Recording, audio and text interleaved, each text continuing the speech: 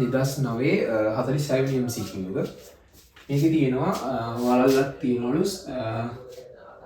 සන්නායක නොවන මාධ්‍යයෙන්. මා සන්නායක නොවන මාධ්‍යයෙන් හදපු වලල්ලක් තියෙනවා. ඒකට ධන කිව් කියලා ආරෝපණයක් දෙනවා. ඒතර ධන කිව් ආරෝපණය දුන්නාට පස්සේ මොකද වෙන්නේ? සන්නායක මාධ්‍ය තුලේ සම්මිතික ඔන්න ව්‍යාප්ත වෙන ධන කිව් ආරෝපණය. හරි. ඊට පස්සේ ඍණ කිව් ආරෝපණයක් තියෙනවා මේකේ කේන්ද්‍රයේ. මේකේ RS කැපිටල් R කියලා දීලා තියෙනවා. ඊට පස්සේ දුන්නාට පස්සේ මෙතන පස්සේ කියනවා ඩෙල්ටා කිව් ආරෝපණයක් තියෙන පොඩි කොටසක් වලල්ලෙන් අයින් කරනවා. ඩෙල්ටා කිව් ආරෝපණයක් තියෙන පොඩි කොටසක් මෙන්න මෙතන තියෙන කොටස අයින් කරනවලු. වලල්ලෙන් අයින් කරාට පස්සේ මෙතන කේන්ද්‍රයේ තියෙන ඍණ කිව් මත ඇතිවන ස්ථිති විද්‍යුත් බලය තමයි යහන්නේ. හරි. ඒ කියන්නේ මොකද්ද? කලින් සම්පූර්ණ වලල්ලෙන් තිබ්බ අවස්ථාව ගන්නකො මේ ධන කිව් ආරෝපණය සම්මිතිකව බෙදලා දෙනවා වටේටම. එතකොට මේ ධන කිව් පොඩි ධන කිව් කියන කෙනා චූටි චූටි ඩෙල්ටා කිව් කොටස් විදිහට ගමු අපි. චූටි මේ වගේ ආරෝපණ කොටස් කියලා දැන් මේ වටේටම තියෙන. ඒව එකතු කරලා තමයි ඔන්න ධන කිව් හැදලා තියෙන්නේ. ඒතර මේ වටේටින් තියෙන කොටස් වලින් මොකද වෙන්නේ? ඍණ කිව් මත ආකර්ෂණ බලය දාන්නේ. ඒ මෙයා මත ආකර්ෂණ බල දානවා. මෙයා මත මේ පැත්තෙන් ආකර්ෂණ බල දානවා. ඒතකොට මෙයා මත මෙතන ඉන්න කොටසින් මේ පැත්තට ආකර්ෂණ බලයක් දාලා මෙයා මත මෙතන ඉන්න කොටසින් මේ පැත්තට ආකර්ෂණ බලයක් දානවා. ඒ කියන්නේ එක පැත්තකින් නියාමක දාන ආකර්ෂණය ඊට ප්‍රතිවිරුද්ධ පැත්තේ අනිත් පැත්තේ ඉන්න කොටසෙන් දාලා එයා සම්මුතිතව ඉන්නවා. මොකද ඒ බලයට අනිත් බලය සමාන හින්දා නේ. දුරවල් සමාන මොකද මේ දුරත් R මේ දුරත් R.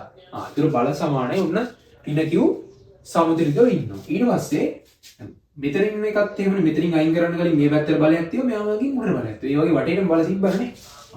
ඒතර මේ මෙතන ඩෙල්ටා කිව් ආරෝපණය අයින් කරපු ගමන් මොකද වෙන්නේ? දැන් කලින් මොකද උනේ? මෙන්න මෙහෙම පල්ලට බලයක් තිබ්බා. මෙයා මත උඩට බලයක් තිබ්බා. මේ උඩ තියෙන කොටසින් මෙන්න මේ හරිය. මීට සමාන කොටසක් හිතන්න. මේ කොටස අයින් කරපු ගමන් මොකද වෙන්නේ? පල්ලෙට ඇති වුණ බලය එකපාරම නැති වෙලා යනවා. එතකොට මොකද වෙන්නේ? උඩට බලයක් ඇති වෙනවා. මෙන්න මේ ධන y කියන දිශාවට. මොකද ධන y දිශාව නෙමෙයි අපිට දීලා තියෙන්නේ. ධන y දිශාවට උන්න බලයක් එකපාර ඇති වෙනවා.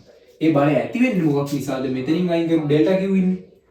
ඊට සමාන මේ ඩෙල්ටා කිව් කින් ඇති කරපු බලයට සමාන බලයක් ඇති කරපු ඩෙල්ටා කිව් කෙනෙක් උඩ හිටියා. ඒ ඩෙල්ටා කිව් කියන කොටස නිසා ඇති වෙන බලයක් තමයි උඩට ඇති වෙන්නේ. හරි. දැන් මම ගන්න ඒ බලය හොයන්න. F සමාන 1/4 pi epsilon mod q1 q2 ආරෝපණ දෙක අතර ගුණිතය. කැපිටල් Q ගුණ කරනවා. දැන් බලය ඇති වෙන කවුරු නිසා මේ අයින් කරපු කොටසට අදාළව මෙතනින් ඇති කරපු බලයට සමාන බලයක් ඇති කරපු ඩෙල්ටා Q උඩ හිටපු කෙනා නිසා. එහෙනම් ආරෝපණය මොකද්ද? Delta Q. ඒ දෙන්න අතර දුර මොකද්ද? සිම්පල් ඍණ Q ඩෙල්ටා Q අතර දුර මොකද්ද? Capital R. කැපිටල් R වර්ගය. හරි. ඔන්න එතකොට මේකේ දිශාව මොකද්ද? ධන y දිශාව. ඒ කියන්නේ ඉහළ දිශාව කියන්නේ ධන y දිශාව. අන්න මේකේ මාක් කරලා තියෙනවා ධන y x හා y අතර දිශාව. හරි. x y කියන දිශාව මාක් කරලා තියෙනවා. මේ උත්තරේ තියෙන්නේ 4 වෙනි එක. ඒතකොට අපිට උත්තරේ 4 ගන්න පුළුවන්. දැන් කතා කරේ 2009 සිරි විද්‍යුත් MCQ එක.